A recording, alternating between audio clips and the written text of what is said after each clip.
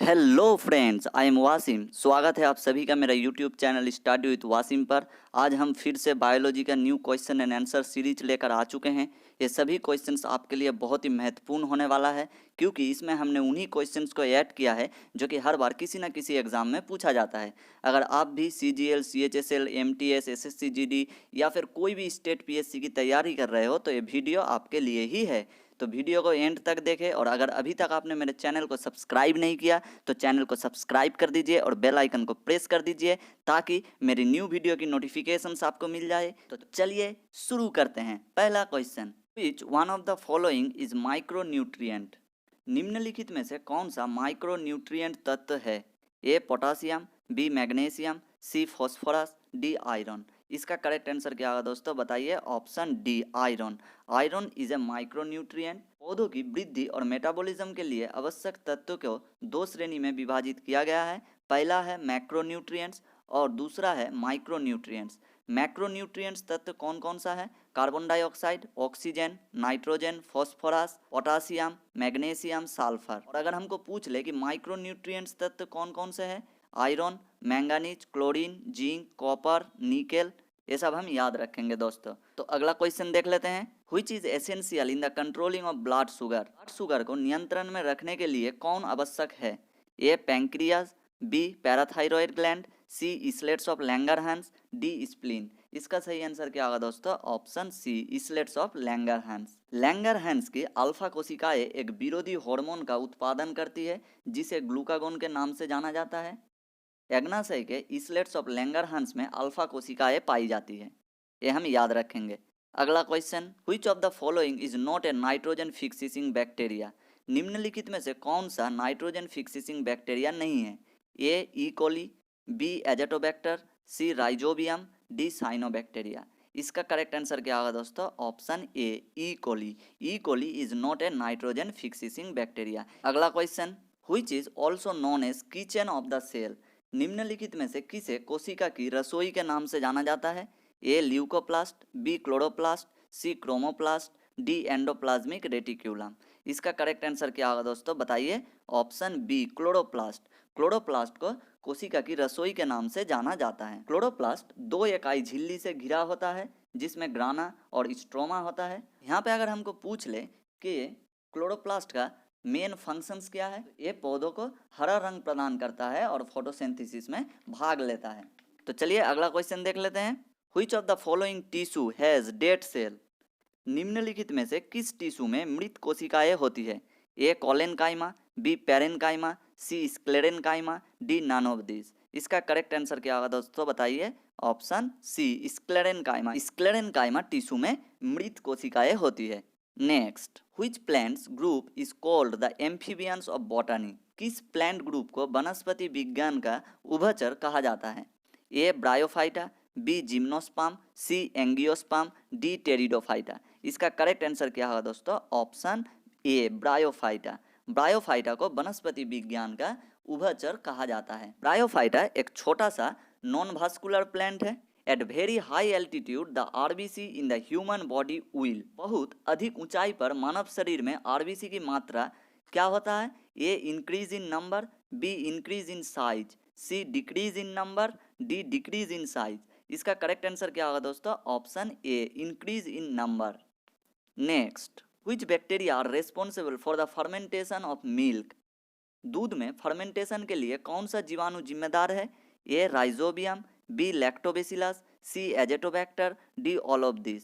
इसका correct answer क्या होगा दोस्तों? Option B, lactobacillus. लैक्टोबैसिलस जीवाणु दूध में फर्मेंटेशन के लिए जिम्मेदार है। लैक्टोबैसिलस रोट का आकृति का होता है और ये फर्मेंटेड फूड और सप्लीमेंट्स में मिलता है, और इसी बैक्टीरिया को यूज किया जाता है जब दूध से दही बनाना हो। और अगर हमको यहाँ पे पूछ ले कि दूध से दही बनाने का प्रक्रिया को किस नाम से जाना जाता है, दूध से दही बनाने का प्रक्रिया को फर्मेंटेशन के नाम से जाना जाता है। ये सब हम याद रखेंगे दोस्तों, बहुत ही इंपॉर्टेंट है एग्जाम के लिए।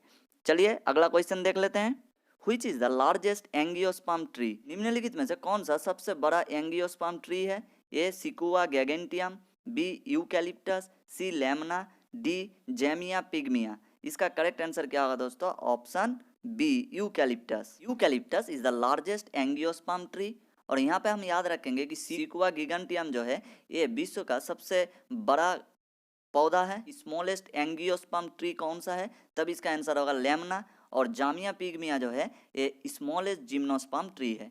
ये सब हम याद रखेंगे दोस्तों। Next, oxygen release during photosynthesis of green plants comes from the breakdown of. हरे पौधों में फोटोसिंथेसिस के दौरान निकलने वाली ऑक्सीजन किसके टूटने से आती है? A fatty acid, B carbohydrates, C carbon dioxide, D water. इसका सही आंसर क्या होगा दोस्तों? Option D water. अगला क्वेश्चन देख लेते हैं। Which of the following protects brain from shocks? A dura mater, B cranium, C arachnoid membrane, D cerebrospinal fluid. इसका सही आंसर क्या होगा दोस्तों? बताइए। ऑप्शन डी सेरिब्रोस्पाइनल फ्लूइड, जिसे हम CSF के नाम से भी जानते हैं। और ए क्लियर कलरलेस ट्रांसपेरेंट फ्लूइड है जो कि ब्रेन के आसपास ही रहता है। सेरिब्रोस्पाइनल फ्लूइड का मेन काम क्या है?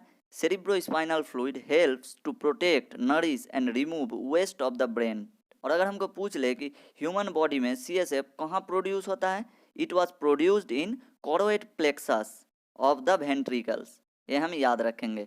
अगला क्वेश्चन देख लेते हैं। Study of growing plants without soil in water which contains nutrients are called? A mycology, B calology, C hydroponics, D morphology. इसका सही आंसर क्या होगा दोस्तों? Option C hydroponics. The study of growing plants without soil in water which contains nutrient are called hydroponics. और यहाँ पर हम याद रखेंगे स्टडी ऑफ ह्यूमन ब्यूटी को कैलोलॉजी कहा जाता है, और स्टडी ऑफ फंगस को क्या कहा जाता है? माइकोलॉजी। और study of external structure of organism को क्या कहा जाता है? मॉर्फोलॉजी। ये सब हम याद रखेंगे दोस्तों। अगला क्वेश्चन देख लेते हैं। Which is the female part of a flower? A stamen, B pollination, C pistil, D gynoecium. इसका करेक्ट आंसर क्या होगा दोस्तों? Option C pistil. Pistil is a female part of a flower. और अगर हमको यहीं पे पूछ ले कि मेल पार्ट कौन सा है फ्लावर का, तब इसका आंसर क्या होगा? स्टेमेन। ये हम याद रखेंगे। अगला क्वेश्चन देख लेते हैं। The sub unit of DNA are known as. DNA के सब यूनिट को किस नाम से जाना जाता है? ए न्यूक्लियोसाइड, बी न्यूक्लियोटाइड, सी न्यूक्लियोजम, D polypeptide.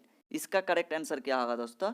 Option B nucleotide. DNA के सब यूनिट को न्यूक्लियोटाइड के नाम से जाना जाता है। It is the genetic material of living organism. Nucleotide are the structural unit of nucleic acid. और यहाँ पे हम याद रखेंगे कि हर न्यूक्लियोटाइड में 3 कंपोनेंट्स मिलता है, जो कि पहला क्या है? शुगर, फॉस्फेट ग्रुप और नाइट्रोजन बेस। ये हम याद रखेंगे। अगला क्वेश्चन देख लेते हैं। Which is the edible part of papaya? Papaya का कौन सा भाग हम खाते हैं? A entire fruit, B thalamus, C mesocarp, D fleshy aril. इसका करेक्ट आंसर क्या होगा दोस्तों? बताइए। Option C mesocarp. पपाया का मेसोकार्प भाग को हम खाते हैं। अगला क्वेश्चन देख लेते हैं। Which part of human brain control the body temperature? मानव मस्तिष्क का कौन सा पार्ट बॉडी टेम्परेचर को कंट्रोल करता है? A medulla, B hypothalamus, C cerebellum, D cerebrum. इसका करेक्ट आंसर क्या होगा दोस्तों? बताइए। आप सभी बताइए क्या होगा इसका करेक्ट आंसर?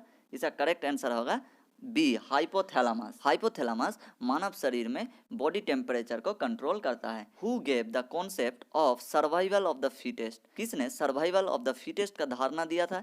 ए Herbert Spencer, B Charles Darwin, C Robert Koch, D Karl Landsteiner. इसका करेक्ट आंसर क्या होगा दोस्तों? Option B Charles Darwin. Charles Darwin ने सर्वाइवल ऑफ द फिटेस्ट का धारणा दिया था।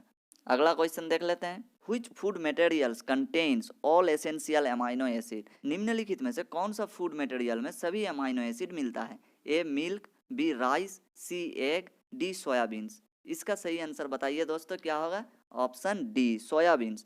सोयाबीन्स में सभी एसेंशियल अमाइनो एसिड पाया जाता है।